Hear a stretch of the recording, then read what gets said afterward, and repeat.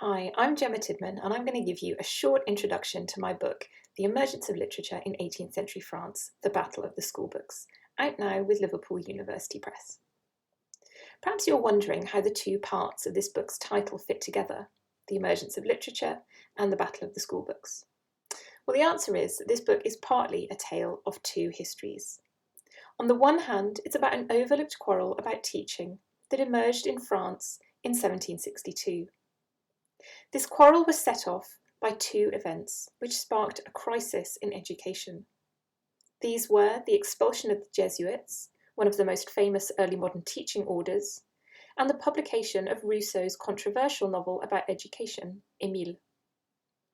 The debate that emerged from this crisis centred on how and whether to reform literary teaching in the boys' collège, so that these public schools might produce the sort of patriotic, useful citizens France was felt to need. And one word kept recurring in that debate, the word littérature. So this gets me to the second story my book tells, a story about how the French word littérature came to mean some of the things it still does today. Aesthetically pleasing texts, great texts, a national canon, and a subject that can be studied, for instance, in schools.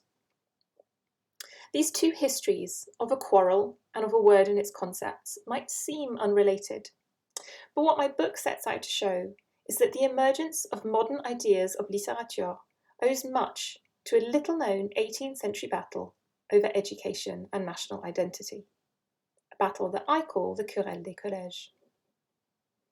Besides close reading of published texts and of previously unpublished archival material, the book uses several digital methods.